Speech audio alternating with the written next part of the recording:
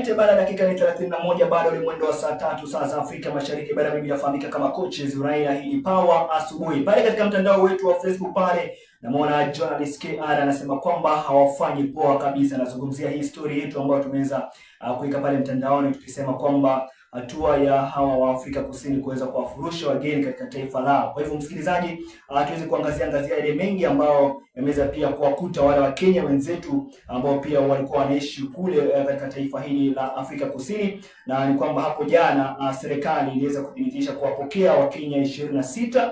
Hiyo ilikuwa hiyo siku ya jana, siku ya Jumanne, kutoka Afrika Kusini, huku wengine 64 wakitarajiwa baadaye siku hii ya leo watakuwa wanatarajiwa kuweza kuingia, na unaambiwa kwamba takriban ya Wakenya 200 wameomba kuweza kurejeshwa nchini, huku kiasi ya 100 wakipata hifadhi ya ubalozi wa kule Petrolia, ambapo Wakenya 27,000 msikilizaji wanaoishi na kufanya kazi kule Afrika Kusini. Lakini pia ukijaribu pia kuangalia inasema kwamba shughuli kule Afrika Kusini zinaweza kusimamishwa, huku hofu ikiweza kutanda. Hiyo ilikuwa hapo jana kwamba maandamano dhidi ya wageni huenda yakageuka kuwa vurugu msikilizaji, kule maeneo ya Johannesburg, mpenzi msikilizaji, ambapo wamiliki wa majumba wameweza kuwafurusha wapangaji ambao ni raia wa kigeni. Kwa hivyo tayari washaanza kufurushwa msikilizaji, na polisi na wanajeshi waliweza kumwagwa hapo jana kwenye mitaa tofauti kuweza kujaribu kuweka utulivu wa hali ile ya maandamano msikilizaji. Kwa hivyo